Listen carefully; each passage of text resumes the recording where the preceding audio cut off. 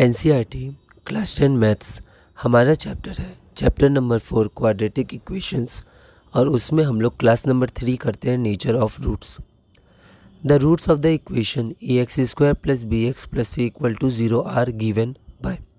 तो nature of the roots हम लोग ये समझेंगे कि रूट्स कैसे आएंगे, अलग अलग आएंगे या एक जैसे आएंगे या कोई रूट नहीं आएगा। रूट नहीं आएगा तो उसको हम लोग ऐसे समझेंगे कि हम लोग को क्लास 10 तक रियल नंबर्स पढ़ने हैं। अभी तक हमने क्लास 1 से जितने नंबर्स पढ़े हैं क्लास 10 तक, वो सब रियल नंबर्स कहलाते हैं। हम जानते हैं natural numbers, whole numbers, integers, rational numbers, irrational numbers, ये सब रियल नंबर्स होते हैं। तो अभी हमें रियल नंबर्स पढ़ने हैं। जब हम क्लास 11th में जाएंगे तो एक और तरह के नंबर्स आते हैं जो कॉम्प्लेक्स नंबर्स होते हैं, तो वो रियल नहीं होते, तो हमें वो अभी नहीं पढ़ना है, हमें रियल नंबर्स पढ़ने हैं। तो जो रूट्स आ सकते हैं वो 3 तरह के आ सकते हैं। वो या तो रियल हो सकते हैं या नॉट रियल हो सकते हैं। ठीक है, नॉट रियल को कॉम्प्लेक्स बोलते हैं। तो ये तो 2 तरह का हुआ, 3 तरह का कैसे हुआ? तो रियल में 2 पार्ट हो जाते हैं। तो एटमोस्ट आपके 2 रूट्स हो सकते हैं क्वाड्रेटिक इक्वेशन के। ठीक है, तो अगर दोनों रूट्स क्या है, डिस्टिंक्ट है, मतलब अलग अलग है, तो ये एक कंडीशन होगी। दोनों रूट्स सेम भी हो सकते हैं, तो ये एक कंडीशन हो गई। और एक कंडीशन होगी नॉट रियल। तो ऐसे गिनेंगे तो 1 2 3 कंडीशन हो जाती है हमारे पास। तो हमारे पास अगर एक स्टैंडर्ड कंडीशन है ax² + bx + c = 0, तो इसके रूट्स हम लोग इस फार्मूला से लिखते हैं। x = -b ± √b² - 4ac/2a। ठीक है, अब यहाँ पर ये जो √b² - 4ac होता है, उसमें जो अंदर का टर्म है b² - 4ac, ये डिटरमाइन करता है कि ये हमारे जो रूट्स है वो रियल और डिस्टिंक्ट है, रियल और सेम है या नॉट रियल है। इसलिए हम इसको क्या कहते हैं, इसका नाम क्या होता है? डिस्क्रिमिनेंट। ठीक है, तो डिस्क्रिमिनेंट इसका नाम होता है। एक बार आप चेक कर लीजिएगा स्पेलिंग। इसको कैपिटल डी से भी हम रिप्रेजेंट कर सकते हैं। तो quadratic equation ax² + bx + c = 0 has, तो इसके 3 कंडीशन होते हैं। पहला क्या होता है? 2 डिस्टिंक्ट रियल रूट्स। अगर जो आपका डी होगा, जो हमारा डी होगा, अगर वो ग्रेटर देन 0 है, तो जो हमारे रूट्स आएंगे वो रियल आएंगे और डिस्टिंक्ट आएंगे। अगर हमारा d = 0 है तो हमारे जो रूट्स आएंगे वो रियल तो आएंगे पर सेम आएंगे।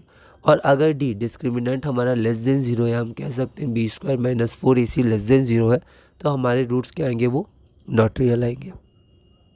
तो यहाँ पर हम लोग देखते हैं question number 9। Find the discriminant of the quadratic equation 2x² - 4x + 3 = 0। इसमें हमें ध्यान से देखना है क्वेश्चन को, प्लस माइनस और नंबर की गलती नहीं करनी है। And hence find the nature of its roots. ये एनसीईआरटी सॉल्व एग्जाम्पल है। तो गिवन हमारे पास क्या है? 2x² - 4x + 3 = 0। पहला ही हम लोग क्वेश्चन 1 मान लेते हैं इसको हमें डिस्क्रिमिनेंट निकालना है, तो b² - 4ac मतलब a b c की वैल्यू चाहिए। तो इसको कंपेयर करेंगे, comparing one with the standard quadratic equation ax² + bx + c = 0 we get. तो a की वैल्यू 2, b की वैल्यू -4 और c की वैल्यू 3। तो डिस्क्रिमिनेंट हमारा हो जाएगा b² - 4ac। तो b की वैल्यू -4 है तो -4 का स्क्वायर, -4ac मतलब 4 × 2 × 3, तो हमारा -8 आ जाएगा। अब हम देख सकते हैं हमारा जो डिस्क्रिमिनेंट d है या b² - 4ac है, उसकी वैल्यू लेस देन 0 है।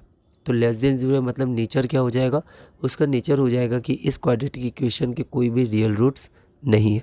ठीक है, इसको आगे कैसे सॉल्व करते हैं तो वो क्लास 11th में हम लोग देखेंगे, पर 10th लेवल में हम लोग बस इतना लिख देंगे कि the given equation has no real roots. अगला क्वेश्चन है हमारा question number 10। Find the values of k for which each of the following quadratic equation. Find the values of k for each of the following quadratic equations so that they have 2 equal roots. तो इसमें हमें k की value निकालनी है ताकि equal roots हो जाए। NCERT exercise का क्वेश्चन है। तो यहाँ पर फिर से मैंने इक्वेशन लिखा।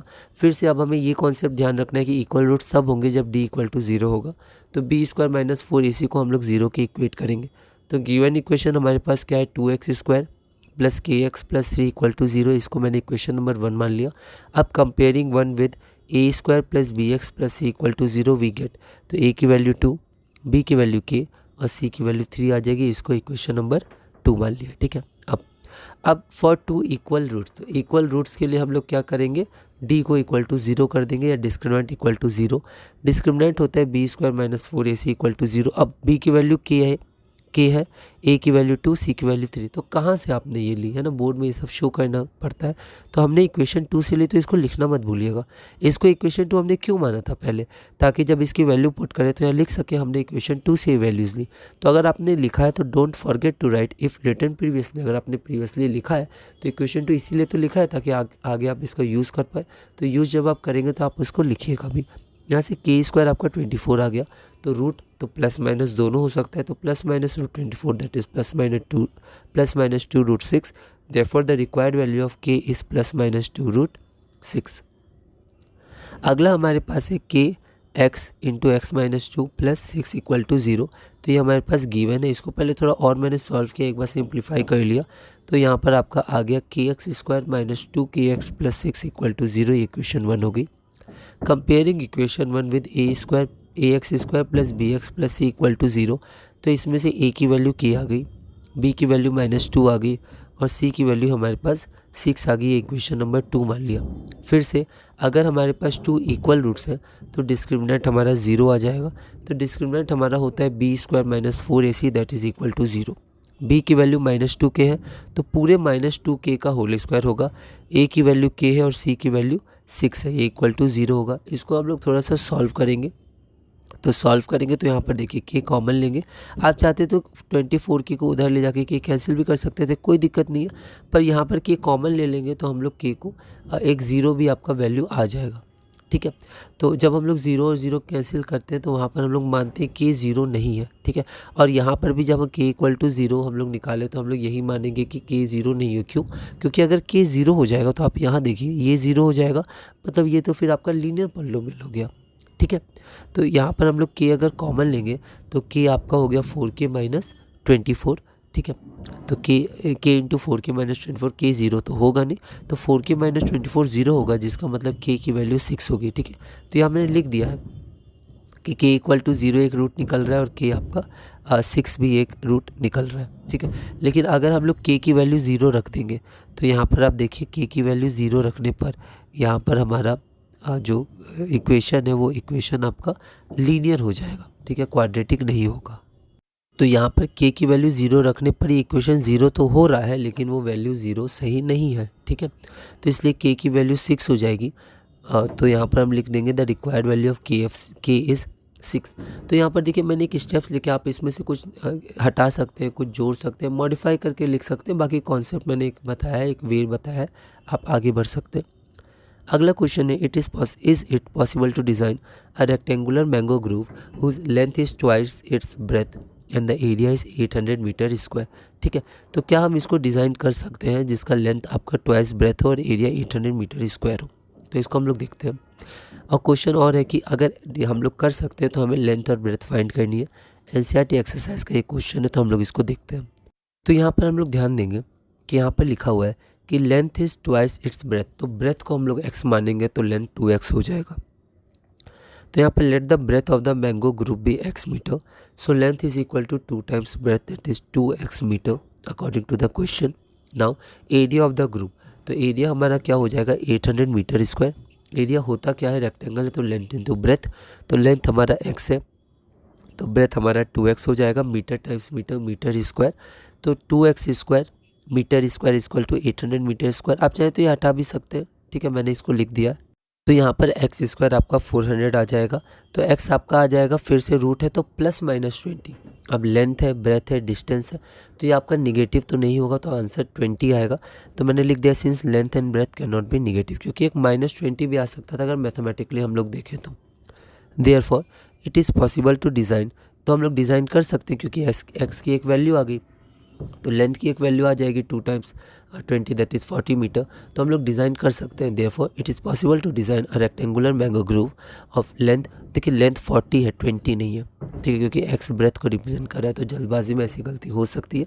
लेंथ हमारा 2x है तो 2 टाइम्स 20 40 मीटर, सो वेरी हमें केयरफुल रहना है। लेंथ 2x मीटर है तो x 20 तो 40 metre. Therefore it is possible to design a rectangular mango grove of length 40 metre and breadth 20 metre whose area is 800 metre square. अगला question और last question हम लोग देखते हैं, क्वेश्चन नंबर 12।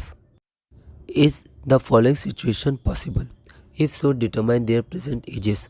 तो एक सिचुएशन आपको दी गई है, the sum of the ages of two friends is 20 years. 4 years ago the product of their edges in years was 48. तो दो दोस्त हैं जिनकी एज का सम कितना है 20 ईयर्स.